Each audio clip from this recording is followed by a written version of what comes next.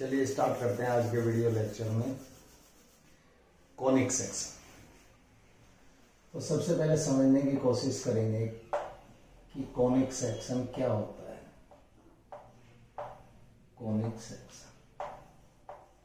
Conic section means part of conic.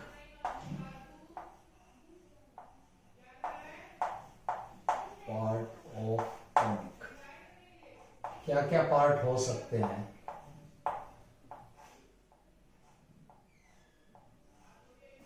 इसके जो part हो सकते हैं वो सर्किल हो सकता है,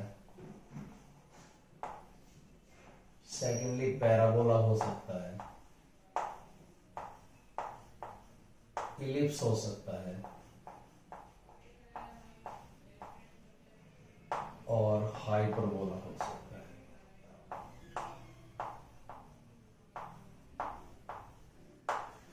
ठीक है, अब सबसे पहले हम बात करेंगे कॉनिक सेक्शन की। कॉनिक सेक्शन की जो डेफिनेशन होती है, बेसिकली पॉइंट है, उस पॉइंट की डिस्टेंस की रेशियो एक फिक्स्ड पॉइंट से, जिसको हम एफ कह रहे हैं, और एक फिक्स्ड लाइन से हमेशा कांस्टेंट होती है। ये कोई फिक्स्ड लाइन है, मीन्स पीएम, या यूं कह लो कि पीएफ, मैंने मोड लगाया चूंकि डिस्टेंस की बात हो रही है, और इसकी रेशो पीएम के साथ हमेशा कांस्टेंट होती है, और इस कांस्टेंट को ई से डिनोट करते हैं, जिसको बाद में हम इसेंट्रिसिटी बोलेंगे। क्या बोलेंगे? इसेंट्रिसिटी।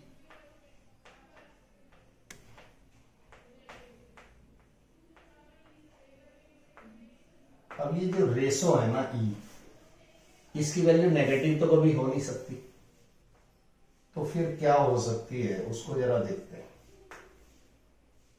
इसकी वैल्यू 0 और 1 के बीच में हो सकती है,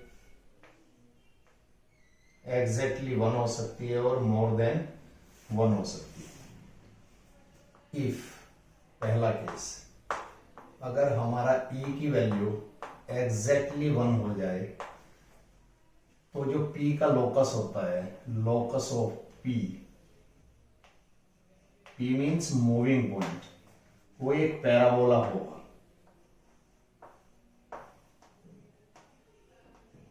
ये पहला केस है। अगर e की वैल्यू 1 हो जाए तो वो क्या होगा? एक पैराबोला होगा। दूसरी बात क्या है कि if the value of e, मतलब ये जो रेशियो है एक फिक्स्ड पॉइंट और एक फिक्स्ड लाइन से डिस्टेंस की, अगर ये 0 से ग्रेटर हो और 1 से लेस देन हो, तो p का जो लोकस होगा, लोकस ऑफ p, वो क्या होगा? इलिप्स होगा।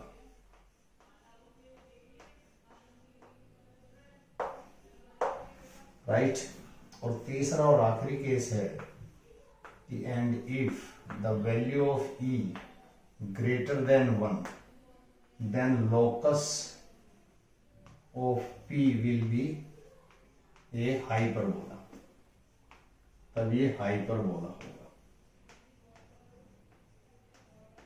सस्पेंस को खत्म कर देते हैं। पैराबोला की जो शेप होती है वो कुछ ऐसी हो सकती है पैराबोलिक से। इलिप्स की जो शेप होती है वो अंडाकार होती है, जैसे हमारा एग होता है, लाइक दिस। और हाइपरबोला की जो शेप होती है, अगर हम बैक टू बैक दो पैराबोला को ज्वाइन कर दें तो ये कहलाएगा हाइपरबोला। ठीक है, तो सबसे पहले यहां पे हम, और जो हमारा सर्किल होता है वो इलिप्स का एक एक्सेप्शनल केस होता है। तो आज जिस कॉनिक की हम सबसे पहले बात करेंगे वो है हमारा सर्किल। तो चलते हैं सर्किल की तरफ और समझने की कोशिश करेंगे कि इस कॉनिक को कैसे स्टडी किया जाए। तो सबसे पहले हम बात कर रहे हैं सर्किल की।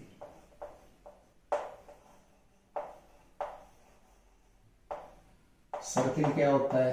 एक प्लेन फिगर होती है। तो it is a locus of a point in a plane which moves in such a way that the distance of it from a fixed point is always constant.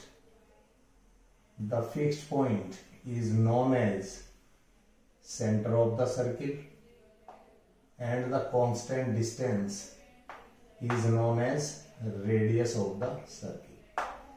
एक बार फिर से देख लेते हैं इसकी डेफिनेशन को। इसकी डेफिनेशन ये कहती है कि it is a locus of a point P in a plane which moves in such a way that the distance of it from a fixed point is always constant.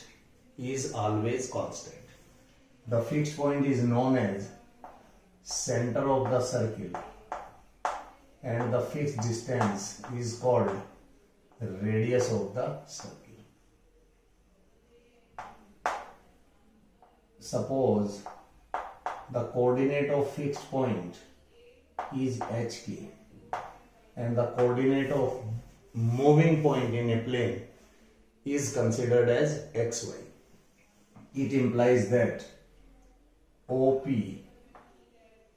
is equal to radius of the circle. Squaring both sides, OP square can be written as R square. OP square can be calculated using the distance formula x2 minus x1 whole square plus y2 minus y1 whole square is equal to R square, or it is known as standard form of a circle.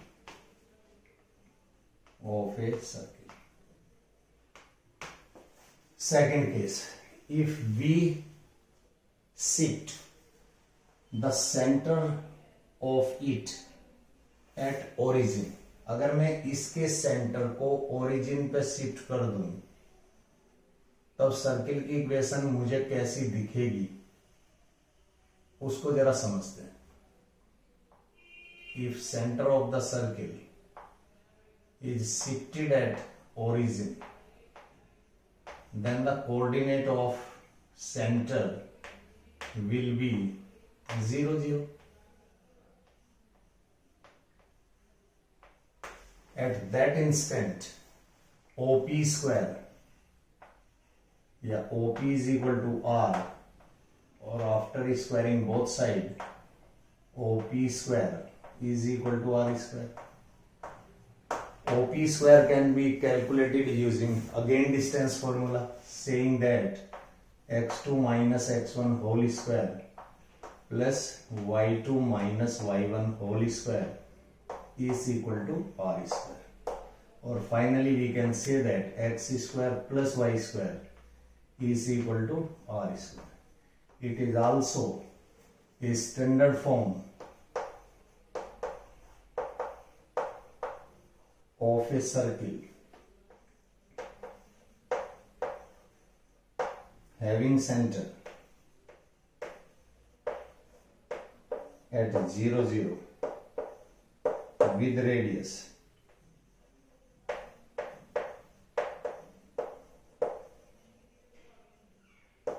R. So we have to remember these two things. One is this one. This is the standard form of a circle with center HK and radius R. So center of this circle lie on HK and radius of it is equal to R. Right?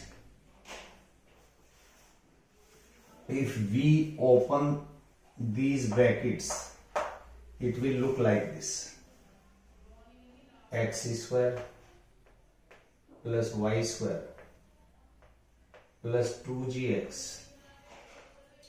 Plus 2fy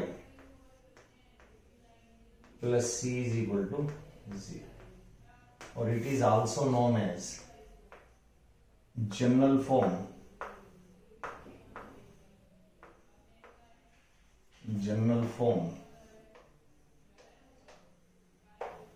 of a circle. Its center can be calculated, or its center lie on minus g minus f, and its radius can be calculated using the formula under root g square plus f square minus c, right, where g is the coefficient of x and f is the coefficient of y in terms of 2g and 2f. Keep it in your mind before using the general form of a circle. The coefficient of x square and y square must be plus unity. If it is not so, make sure the coefficient of x square and y square is equal to plus 1. अगर नहीं है तो आप कर लेना, ठीक है। अगर यहाँ पे 2x स्क्वायर 2y स्क्वायर बाकी कुछ भी लिखा हुआ है तो you have to divide the whole equation by 2। अगर यहाँ पे 3x square plus 3y square लिखा है बाकी कुछ भी लिखा हो तो you have to divide by 3 the whole equation. जो कोफिशिएंट x स्क्वायर का होगा वही कोफिशिएंट y स्क्वायर का भी होगा। तो ये दिमाग में डाउट नहीं होना चाहिए कि इसका कोफिशिएंट कुछ और y स्क्वायर का कोफिशिएंट कुछ और होगा। अगर ये इक्वेशन या ऐसी कोई इक्वेशन आपको सर्किल रिप्रेजेंट करती है तो x स्क्वायर और y स्क्वायर का जो कोफिशिएंट्स है वो आइडेंटिकल होंगे, ठीक है। और इसको यूज करने से पहले इस बात की कंफर्म कर लेना, इस बात को श्योर कर लेना कि एक्स स्क्वायर और वाई स्क्वायर का कोफिशिएंट हमेशा हमेशा यूनिटी होना चाहिए। अगर नहीं है तो तब की मैं बात कर रहा हूं। इसके बाद नेक्स्ट देखते हैं। नेक्स्ट है हमारा position of a point with respect to a given circle. किसी भी पॉइंट की पोजीशन या लोकेशन को आइडेंटिफाई करना, अगर वो पॉइंट सर्किल की रेस्पेक्ट में कहां है। सपोज ये हमारा कोई सर्किल है,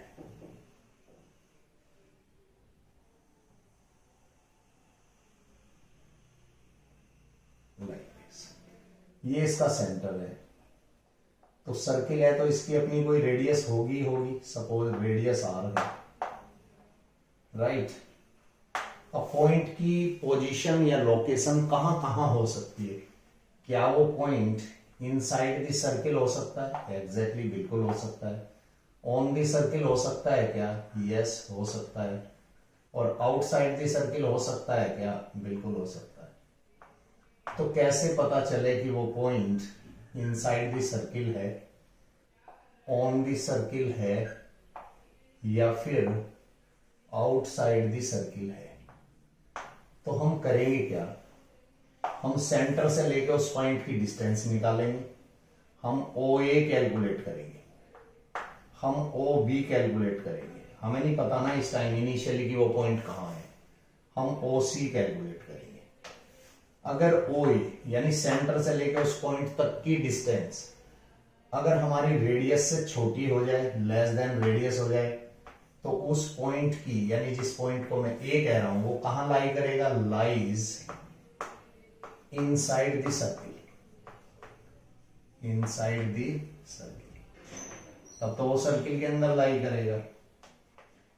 और अगर ये OB यानी उस पॉइंट की distance centre of the circle से अगर रेडियस के बराबर हो जाए, इक्वल हो जाए, तो point B lies on the circle. और तीसरी और आखिरी बात, अगर उस पॉइंट की डिस्टेंस रेडियस से ज्यादा हो जाए, मोर देन द रेडियस हो जाए, तब वो पॉइंट जिसको मैं C कह रहा हूं कहां लाई करेगा? Outside the circle. तो डिस्टेंस फॉर्मूले की हेल्प से हम उस पॉइंट की डिस्टेंस को मेजर करेंगे from the centre of the given circle and observe करेंगे whether the distance of that particular point either less than और इक्वल और greater than. Depending upon the distance of the given point with respect to the center of the circle, it may be less than, it may be equal, or it may be greater than. After calculating these distances, we will able to say that the given point lie inside, outside, or on the circle. ठीक है, या तो वो circle के अंदर होगा अगर ये कंडीशन सेटिस्फाई हो जाती है. अगर उस पॉइंट की डिस्टेंस रेडियस से लेस देन है तो पॉइंट हमारा कहाँ है, इंटीरियर में है यानी इनसाइड दी सर्किल है. अगर एग्जैक्टली इक्वल आ जाए तो ऑन दी सर्किल है. और अगर उस पॉइंट की distance more than the radius हो जाए तो फिर वो पॉइंट कहाँ एग्जिस्ट करेगा, आउटसाइड दी सर्किल एग्जिस्ट करेगा. तो मेरे ख्याल से ये तीनों की तीनों बातें आपको क्लियर होगी. इसके बाद चलते हैं क्वेश्चंस की तरफ. पूरे के पूरे सर्किल के अंदर हमें केवल दो ही चीजें निकालनी है, दो बातें वो पूछेगा. क्वेश्चन कैसे हो सकते हैं जरा इस पे बात कर लेते हैं. What is the based on the question. एक क्वेश्चन तो ऐसा हो सकता है कि वो आपको सर्किल का सेंटर दे दे और उसकी रेडियस दे दे और आपसे सर्किल की इक्वेशन पूछे. आपको रेडियस गिवन है तब तो वो आपसे क्या पूछेगा, इक्वेशन ऑफ सर्किल पूछेगा. ठीक है. दूसरी बात क्या हो सकती है, किस टाइप के क्वेश्चन हो सकते हैं कि आपको कोई सर्किल दिया,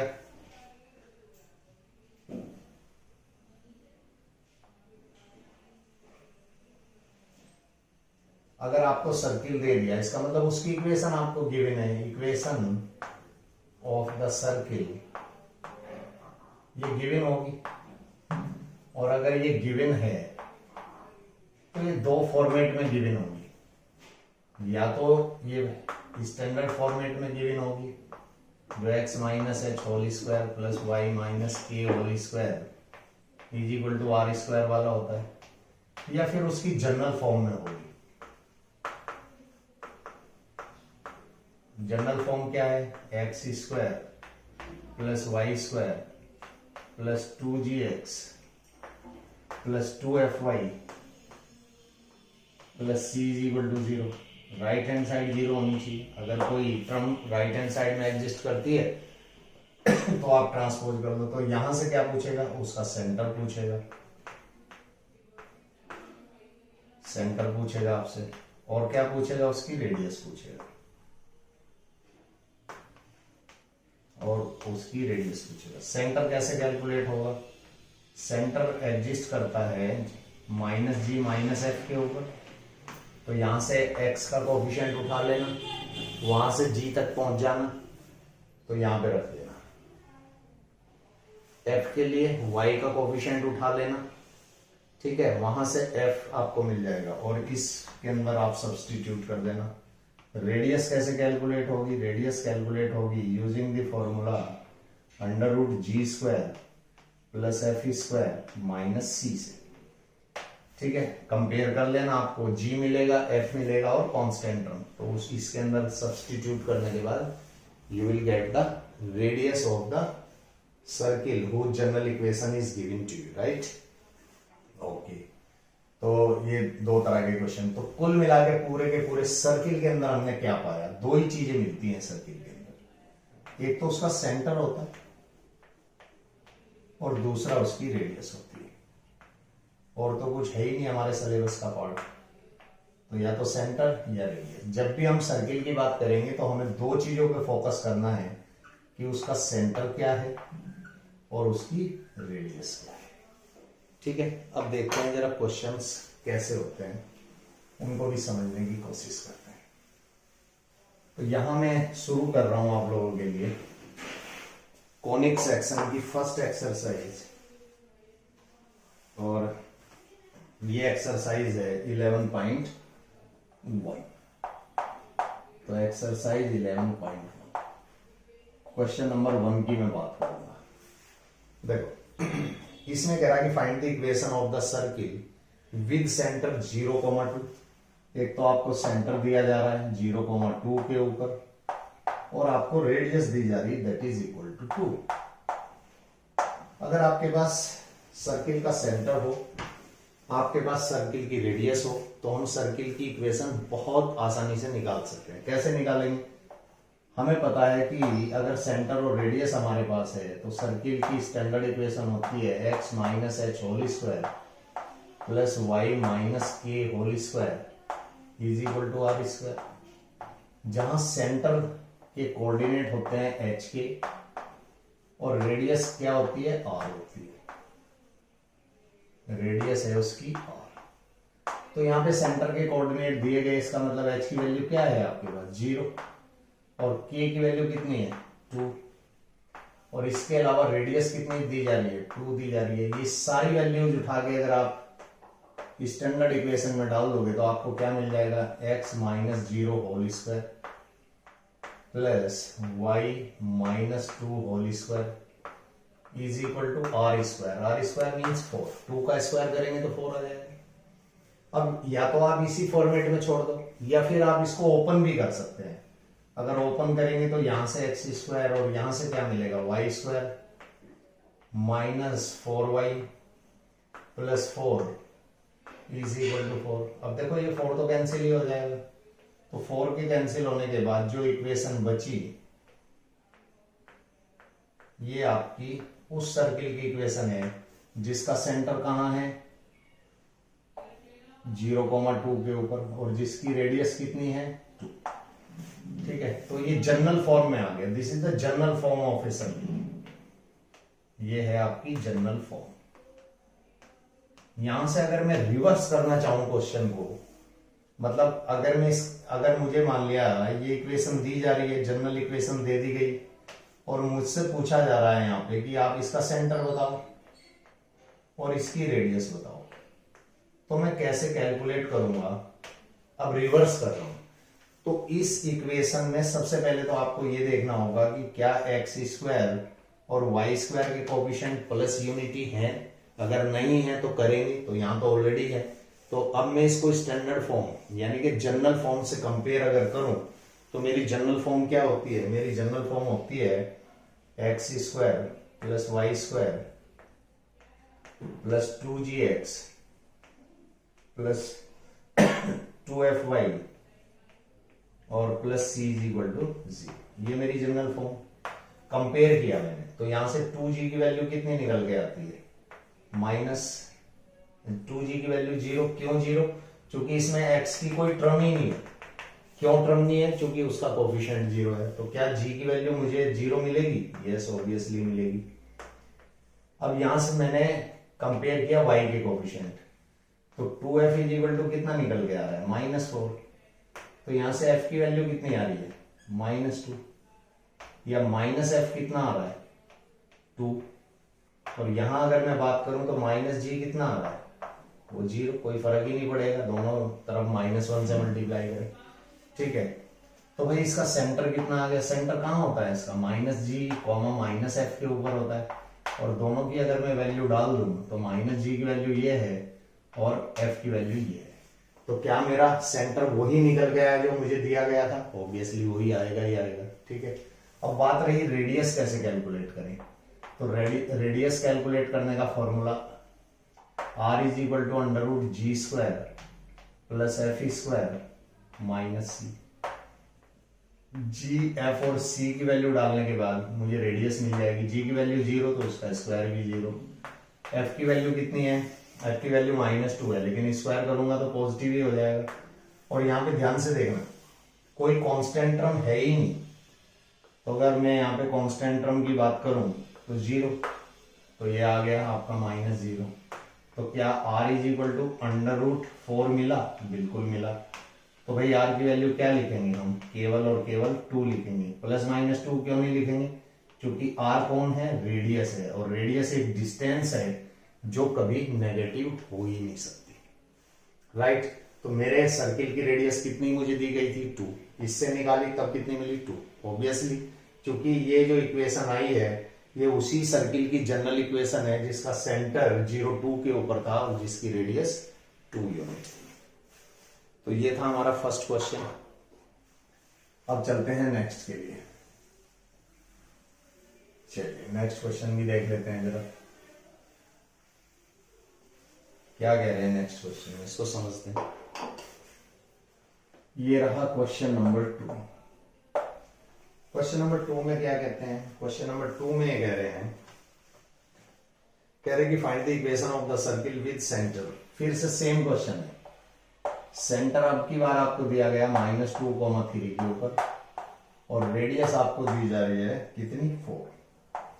तो भाई किसी भी सर्किल की इक्वेशन निकालने के लिए अपने को तो दो ही चीजें चाहिए होती हैं, एक उसका सेंटर, दूसरा उसकी रेडियस। फॉर्मूला क्या यूज करेंगे, वही स्टैंडर्ड फॉर्म यूज करेंगे, x minus H whole square plus Y minus K whole square is equal to are square. जहां सेंटर कहां है इसका बताओ, एच के ऊपर, एच के ऊपर। तो इसका मतलब यहां पे सेंटर मेरा दिया गया, तो h की वैल्यू कितनी है -2, वहीं k की वैल्यू कितनी है 3 और रेडियस कितनी दी जा रही है 4। ये सारी वैल्यू जब इसके अंदर सब्स्टिट्यूट करोगे तो आपको मिलेगा x प्लस 2 का whole square plus y minus 3 whole square is equal to 4 का स्क्वायर करोगे तो 16। अच्छा चलो इसको ओपन अगर कर दे, वैसे आपकी मर्जी है ओपन करना है कि नहीं करना है, इट्स अप टू यू, लेकिन अगर कर देते हैं तो एक्स स्क्वायर यहां से क्या मिलेगा वाई स्क्वायर और यहां से क्या मिलेगा प्लस 4x और यहां से क्या मिलेगा दूसरे वाले से -6y और यहां से और क्या मिलेगा +4 और यहां से और क्या मिलेगा +9 और इसको भी अगर इधर ले आए तो -16 इज इक्वल टू 0। या फिर x square plus y square plus 4x -6y और -3 इज इक्वल टू 0, राइट। तो ये क्या है जनरल फॉर्म आई, आप चाहो तो यहां पे भी इसको ड्रॉप कर सकते थे, यही आपका फाइनल आंसर भी हो सकता था, ठीक है। तो ये तो आपकी मर्जी है। चलिए नेक्स्ट क्वेश्चन पे आ जाते हैं, मीन्स क्वेश्चन नंबर 3। तो क्वेश्चन नंबर 3 में क्या कह रहे हैं, फिर से एक बार कह रहे हैं कि find the equation of the circle with centre. Centre को बदल रहा है बार बार, तो हमारे लिए कोई बड़ी चीज नहीं है, हमें तो सेंटर के कोऑर्डिनेट से मतलब है, वो कुछ भी दे दे उससे हमें कोई फर्क ही नहीं पड़ता है। और रेडियस अब की बार दे रहा है 1/2 है, राइट। तो क्या यूज करोगे, x minus H whole square plus Y minus K whole square is equal to are square, right. चलिए वैल्यू डाल देते हैं। सेंटर कहाँ है इसका, जो इक्वेशन मैंने लिखी है एच के ऊपर होता है, ठीक है। तो यहां से h की वैल्यू कितनी दी जा रही है आपको 1/2, k की वैल्यू कितनी दी जा रही है 1/4 और बात अगर रेडियस की करें तो वो 1/2 है। सारी वैल्यू यहां डालने के बाद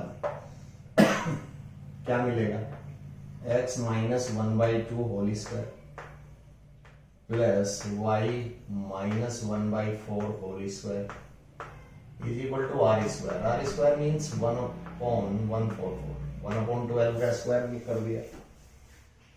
अब आपकी मर्जी है, आप इसको ओपन करना है कि नहीं करना है। अगर मान लिया आप ओपन करना चाहते हैं तो चलिए ओपन कर दीजिए।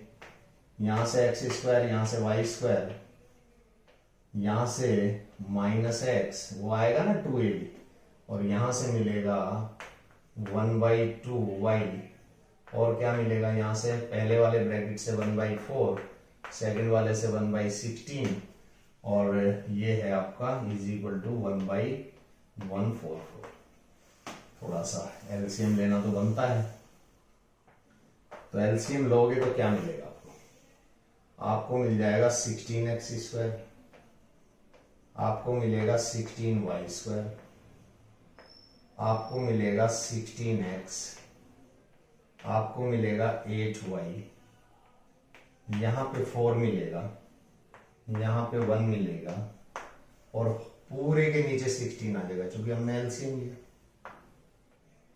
और राइट हैंड साइड में क्या है आपके पास 1/144। चलो इसको थोड़ा सा रिड्यूस करते हैं, उसके बाद देखेंगे। तो अगर मैंने इसको 4 से रिड्यूस कर दिया तो 4 टाइम्स, इसको अगर मैं 4 से रिड्यूस करूं 4 3 जा और 4 6 जा, फिर इससे 9 टाइम्स, तो कुल मिला के आपको क्या मिला 16x² plus 16y² minus 16x minus 8y plus 5 is equal to 1/9। अब इस 1/9 है ना, इसको फिर से क्रॉस मल्टीप्लाई करोगे तो कितना हो जाएगा 144x², 144y², 144x और यहां पे कितना हो जाएगा 72y और plus 45 is equal to 0। This is the required equation of the circle with centre 1/2, 1/4 having radius 1/12 units. तो बेटर क्या है, बेटर ये होता कि आप इसको यहीं ड्रॉप कर सकते थे, यहीं आप ड्रॉप कर देते तो आपका समय भी बचता और कैलकुलेशन में एरर होने के भी कोई चांस ना होते। लेकिन अगर आपको शौक है जनरल फॉर्म में आंसर करने की तो आप जनरल फॉर्म में भी आंसर कर सकते हैं। तो ये तो आपके ऊपर डिपेंड करता है। तो ये था हमारा क्वेश्चन नंबर 3। अब देखते हैं जरा नेक्स्ट क्वेश्चन में क्या कहा। नेक्स्ट क्वेश्चन पे आ जाते हैं। ये रहा क्वेश्चन नंबर 4। क्वेश्चन नंबर 4 के अंदर कह रहे कि find the equation of circle with centre. फिर से आपको सेंटर दिया जा रहा है 1,1 के ऊपर, रेडियस दी जा रही है कितनी √2। तो फिर से सेम क्वेश्चन, केवल सेंटर और रेडियस को बदल दिया गया। कैसे करेंगे, किसी भी सर्किल की स्टैंडर्ड फॉर्म होती है x minus h whole square plus y minus k whole square is equal to r², right. तो यहां पे इसका सेंटर कहां होता है, h k के ऊपर होता है। तो जब कंपेयर करोगे, सेंटर ऑलरेडी दिया गया तो h की वैल्यू क्या है 1, k भी 1 और रेडियस कितनी है √2। ये सब चीजें आपको दी जा रही है। इन वैल्यूज को जब यहां पे सब्स्टिट्यूट करेंगे तब हमें मिलेगा x minus 1 whole square plus y minus 1 whole square is equal to r²। r की वैल्यू को चेक करो, √2 है ना, उसका स्क्वायर करोगे तो 2 आ जाएगा। अगर मैं इसको ओपन करता हूं तो मुझे क्या मिलेगा x², यहां से क्या मिलेगा y² और यहां से क्या मिलेगा -2x, यहां से क्या मिलेगा -2y और पहले वाले ब्रैकेट से क्या मिलेगा 1 मिलेगा, दूसरे वाले से एक और 1 मिलेगा और इज इक्वल टू 2। 1 और 1 2 होता है, 2 से 2 कट जाएगा। तो फाइनल इक्वेशन मुझे मिल जाएगी x² plus y² minus 2x minus 2y is equal to 0, right. ये एक ऐसे सर्किल की इक्वेशन है जो 0 0 से पास हो रहा है, क्योंकि इसमें कोई भी कांस्टेंट टर्म नहीं है। मतलब अगर इसका एक पिक्टोरियल व्यू बनाए तो कुछ ऐसा दिखेगा आपको, लाइक दिस। ये 0 0 से पास हो रहा है, यानी ओरिजिन से पास हो रहा है, ठीक है। चूंकि ओरिजिन के कोऑर्डिनेट इसको क्या कर रहे हैं, सेटिस्फाई कर रहे हैं। क्यों कर रहे हैं, क्योंकि इसमें कोई भी कांस्टेंट टर्म नहीं है। अगर आप लेफ्ट हैंड साइड में x के प्लेस पे 0, y के प्लेस पे 0 डालोगे तो पूरी एंटायर लेफ्ट हैंड साइड 0 हो जाएगी, जो राइट हैंड साइड के इक्वल होगी। चलिए, तो ये था हमारा क्वेश्चन नंबर 4। अब चलते हैं नेक्स्ट क्वेश्चन के लिए, मींस क्वेश्चन नंबर 5 की हम बात करने।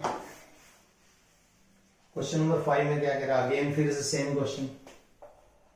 सेंटर दिया गया, कहां है सेंटर, सेंटर दिया जा रहा है आपको -a, -b के ऊपर। रेडियस कितनी है वो आपको दी जा रही है √a² - b²। अब सेंटर भी है, रेडियस भी है, तो इक्वेशन निकालने में तो कोई प्रॉब्लम नहीं है।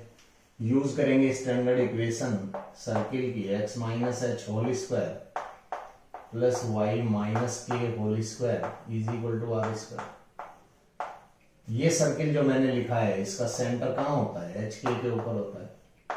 तो सेंटर तो मुझे ऑलरेडी दिया गया है, तो इसका मतलब एच की वैल्यू क्या निकल के आ रही है, -a। के कितना मिल रहा है, -b। रेडियस कितनी मिल रही है आपको, डायरेक्ट दी जा रही है √a² - b²। जब इन सभी वैल्यूज को यहां सब्स्टिट्यूट करेंगे तब देखते हैं हमें क्या मिलेगा, x + a² + y + b² और r²। रेडियस जो दी जा रही है, जब इसका स्क्वायर करोगे तो √ हट जाएगा, ऐसा कुछ मिलेगा। ठीक है, चलिए इसको अगर मैं ओपन करता हूं तो पहले वाले ब्रैकेट से क्या मिलेगा, x², यहां से क्या मिलेगा, y², और पहले वाले से क्या मिलेगा, 2ax, सेकंड वाले से क्या मिलेगा, 2by, पहले वाले से और क्या बच गया, a², दूसरे वाले से क्या मिलेगा, b² = a² और -b², राइट। तो a² तो कैंसिल हो जाएगा ना, इस फैक्टर को इधर ले आना, तो फाइनल इक्वेशन आपको मिल जाएगी x² + y² + 2ax + 2by और +2 × b² = 0। क्लियर, तो ये मिलेगा। ठीक है, यही इसी क्वेश्चन में अगर मैं थोड़ा सा चेंज कर दूं, अगर मान लिया रेडियस मेरी ऐसी हो जाए, यहाँ पे प्लस हो जाए सपोज, तो भैया ये प्लस हो जाएगा, ये प्लस हो जाएगा, ये प्लस हो जाएगा, तो a² तो कैंसिल हुआ, साथ में b² भी कैंसिल हो जाएगा, तब ये वाली टर्म नहीं आएगी, ये वैनिश हो जाएगी। तो फाइनली आपको क्या मिल जाएगा, x² + y² + 2ax और +2by = 0।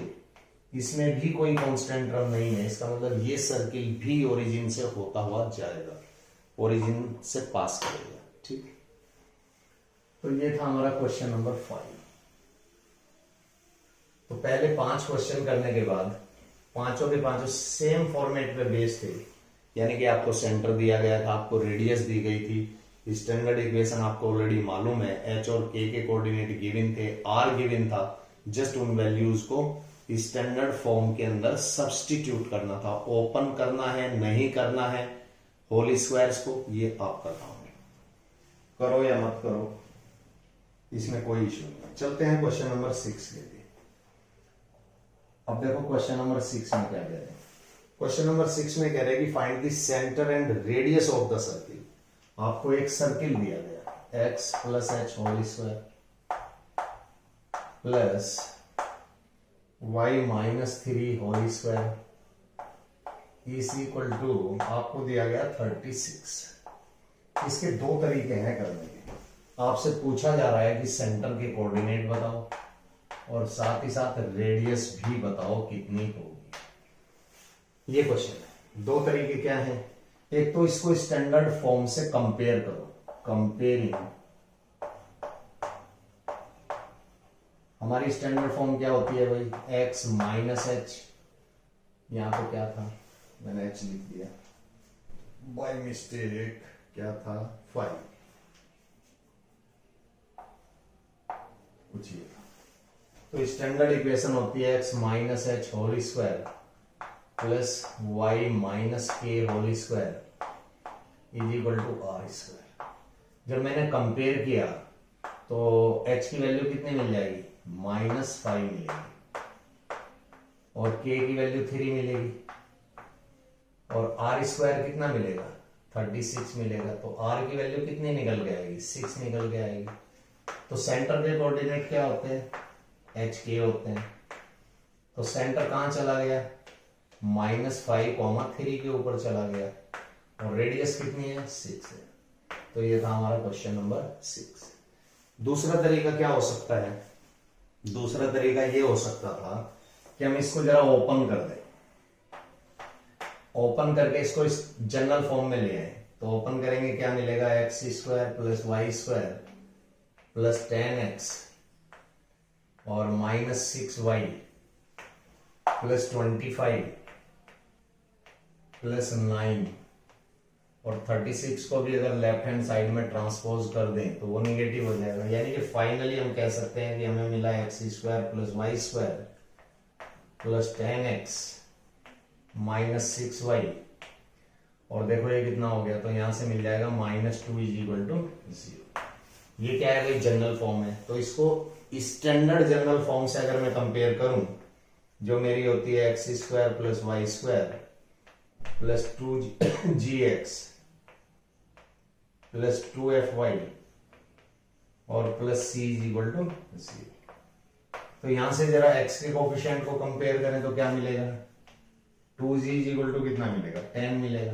तो भाई g की वैल्यू कितनी मिलेगी, 5 मिलेगी।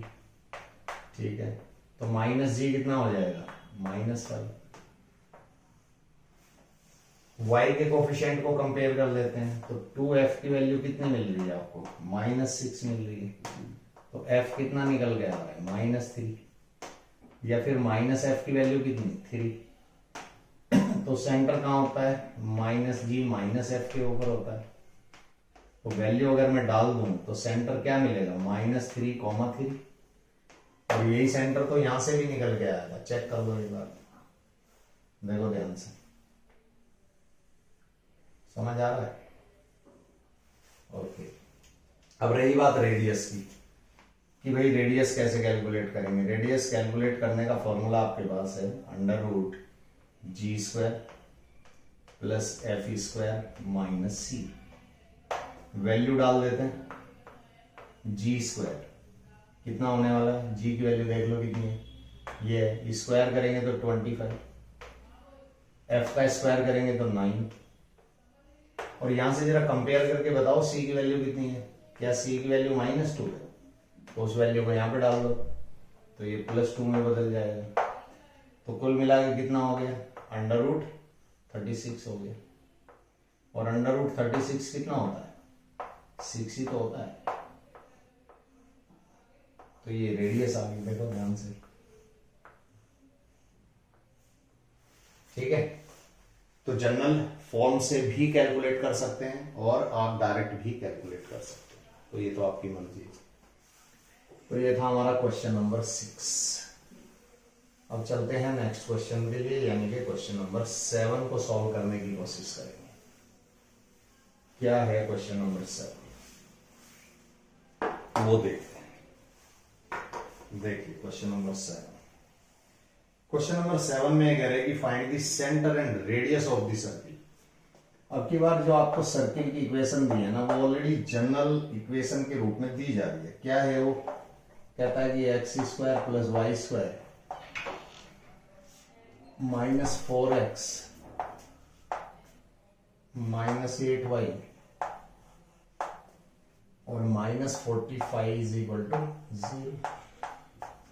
क्या पूछा जा रहा है, सेंटर और रेडियस की बात कर रहा है कि सेंटर बताओ और क्या बताओ, इसकी रेडियस भी बताओ। ठीक है, चलो। तो क्या x² और y² के कोफिशिएंट यूनिटी है, ऑब्वियसली है। तो कंपेयर करेंगे इसको general equation of the circle से। क्या होती है general equation of the circle, वो होती है x² plus y² plus 2gx plus 2fy और plus c is equal to 0। x के कोफिशिएंट को कंपेयर करेंगे तो 2g निकल के कितना आएगा, -4। या फिर यहां अगर मैं बात करूं, g की वैल्यू कितनी आ जाती है, -2, या -g कितना आ जाता है, 2। चलिए y के कोफिशिएंट को कंपेयर करेंगे तो 2f इज इक्वल टू कितना, -8, या फिर f इज इक्वल टू कितना, -4 और -f कितना, 4। सेंटर कहाँ होता है, -g -f के ऊपर होता है, सबको पता है। तो भाई वैल्यू डालते ही आप सेंटर पर कैलकुलेट करोगे, वो हो जाएगा 2 और 4। ठीक है, अब यहाँ पे अगर कांस्टेंट टर्म को कंपेयर करें तो कितना आ गया -45। अब रही बात रेडियस कैलकुलेट करने की, तो रेडियस कैसे कैलकुलेट करते हैं? रेडियस कैलकुलेट करने का फॉर्मूला आपके पास है √g² प्लस f² - c। सारी वैल्यू आपके पास है, एक एक करके वैल्यू डालना शुरू करते हैं। g², देखो g कितना है आपके पास -2 है ना, स्क्वायर करोगे तो 4 हो जाएगा, प्लस f कितना है -4, स्क्वायर करोगे तो कितना हो जाएगा 16 हो जाएगा। और c की वैल्यू कितनी निकल के आई थी -45, माइनस तो फॉर्मूले में ऑलरेडी होता है, तो ये हो गया +45। जरा सम अप करके देख लो, तो भाई r कितना आ गया √65 आया कि नहीं आया? तो ये मेरी रेडियस आ गई। दो ही चीज तो पूछी गई थी मुझसे, क्या पूछा गया था कि एक तो सेंटर बताओ और क्या बताओ, रेडियस बताओ। तो सेंटर भी मैंने कैलकुलेट कर दिया और मैंने रेडियस भी कैलकुलेट कर दी with the help of comparing the given equation with the general equation of the circle, right.